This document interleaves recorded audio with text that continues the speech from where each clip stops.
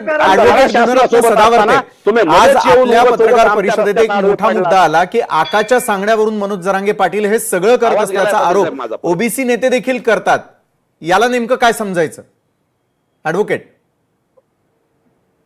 मी दोन तीन गोष्टी मी आज म्हणजे खरोखर लोकशाही चॅनलला आणि काळकुटेंना देखील काही अर्थानं मी शबासकी म्हणण्यापेक्षा मी ते सत्य बोलले. काही गोष्टी मला त्यांना सांगायच्या ज्या जरंगेला काळकुटेंनी सांगणं आवश्यक आहे ते सांगतो मी. पहिली गोष्ट, माननीय लक्ष्मण हाके साहेबांनी जे ईडब्ल्यूएस रिझर्वेशन फायद्याचं मराठा भावांना की एसईबीसी ओबीसी फायद्याचं, मी तुम्हाला सांगतो काळकुटे साहेब एमपीएससीचे विद्यार्थी नाहीत आणि मनोज जरंगे सुद्धा एमपीएससीचे विद्यार्थी नाहीत. मी आपल्या चॅनलला आव्हान करतो की पुण्यामध्ये किंवा छत्रपती संभाजीनगरमध्ये एमपीएससीच्या विद्यार्थ्यांना जाऊन विचारा त्यांच्या वेदना. तुम्हाला सांगतो 8.5% हे 10% जे ईडब्ल्यूएस होतं त्याच्यापैकी माझे मराठा भाऊ सिलेक्ट व्हायचे आणि ओपन जनरलमधून 10%. तुम्हाला सांगतो 18.5%. आज तुम्हाला सांगतो माझे मराठा भाऊ 7% सुद्धा 6% सुद्धा तुम्हाला सांगतो आजच्या या म्हणजे एकदम पझल आहे की एसईबीसी की ओबीसी ईडब्ल्यूएस सुद्धा हातातून निघून गेले. ह्याची जिम्मेदारी कोणाला तरी स्वीकारावं लागेल ना. कारण म्हणजे आरक्षणाचं राजकारण कोणी सुरू केलं मराठा भावांच्या प्रती, त्यांना स्वीकारावं लागेल. त्यांनी आकडेवारी घेऊन समोर बसावं, एमपीएससीच्या ऑफिसला आमच्या सोबत यावं, सगळ्या चॅनल समोर इंटरव्ह्यू करू आपण, एमपीएससीच्या विद्यार्थ्यांसमोर आपण इंटरव्ह्यू करू. मी मराठा विद्यार्थी मला फोन करून म्हणतात, सर तुम्ही सांगितलं पण आता ह्या राजकारणामुळे आमची पार माती झाली, आम्हाला गंगेला नेऊन ठेवलं आमच्या म्हणजे अभ्यासाला, इथपर्यंत बोलतात. दुसरं तुम्हाला सांगतो, एक महत्वाची गोष्ट आज आपल्या चॅनलमधून झाली ती म्हणजे आज किमान काळकुटेंनी हे मान्य केलं की कास्ट स्क्रुटिनी कमिटीची एक विहित पद्धत आहे. हे जरंगेला सांगितलं पाहिजे. जरंगे सांगतात फटाफट देऊन टाका. फटाफट वगैरे नाही, एका सर्टिफिकेटला एक विहित पद्धत आहे.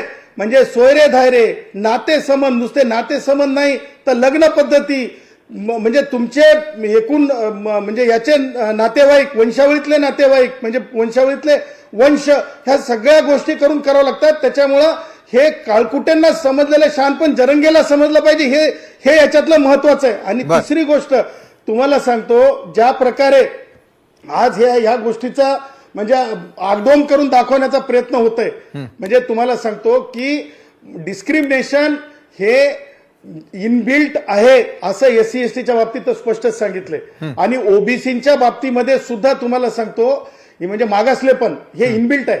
हे म्हणजे अनेक निवाड्यांमध्ये सर्वोच्च न्यायालयाचं सांगितलंय आणि ओबीसीच्या बाबतीमध्ये सुद्धा आणि भटक्या विमुक्तांच्या बाबतीमध्ये सुद्धा गावकुसाबाहेर काय परिस्थिती असते ते सुद्धा डिस्क्राईब केलेलं आहे.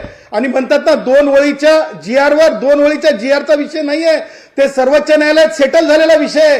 त्याच्यामुळे हे सगळं म्हणजे अर्धवट माहितीच्या आधारे जे राजकारण केलं जातंय, मला हे म्हणायचंय की प्रत्येकाला कमाई करण्याचा अधिकार आहे, परंतु एखाद्या समाजातल्या म्हणजे गुणवंत विद्यार्थ्यांना वेठीस धरू नका. मराठा भावांना, मराठा विद्यार्थी तुम्ही पुण्याला एकदा जरंगेला घेऊन जा एमपीएससीच्या विद्यार्थ्यांकडे, तिथं जर नाही पाठ फिरवलेले दिसले मराठा विद्यार्थी तर मी तुम्हाला सांगतो मी सार्वजनिक आयुष्यामध्ये कधी सुद्धा असं म्हणणार नाही की जरंगे वॉज नॉट रॉंग. मी सांगायचं तात्पर्य आम्ही वस्तुस्थिती, आम्ही संविधानिक भूमिका मांडणारी माणसं आहोत आणि संविधानिक भूमिका आणि मराठा युवकांचं, मराठा विद्यार्थ्यांचं, मराठा एमपीसीच्या विद्यार्थ्यांचं नुकसान ज्यांना कळत नाही त्यांना मग काय म्हणायचं? रेतीचं माप कळतं म्हणणार नाही तर काय म्हणणार मला सांगा? त्याच्या व्यतिरिक्त काय म्हणायचं आम्ही? त्याच्यामुळे डंके की चोट पे आज लोकशाहीच्या माध्यमातून आणखीन एक गोष्ट घडली, त्यासाठी लोकशाहीला धन्यवाद. जरंग्यांमध्ये किती डर आहे माझा, किती डर डर डर डर डर डर शाहरुख खानच्या पिक्चर सारखा किती डर आहे. कारण प्रश्नाचं लोकशाहीचं उत्तर द्यायची सुद्धा जरंग्यांमध्ये हिंमत नव्हती. आज हे सुद्धा आज उभ्या महाराष्ट्रानं, प्रेक्षकांनी तुमच्या आणि तमाम हिंदुस्थानी नागरिकांनी बघितलं. आणि महत्वाची गोष्ट की बिगर मराठा मुख्यमंत्री झाल्याच्या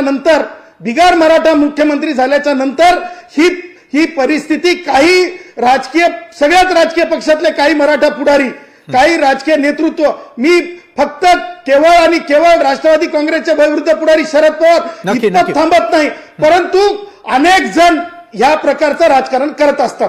नक्कीच माझ्याकडे वेळेची थोडीशी कमतरता आहे. विद्याधर, मला गंगाधर काळकुटेंना हा थेट प्रश्न करायचा आहे. गंगाधर काळकुटे, इतकं सगळं होऊनही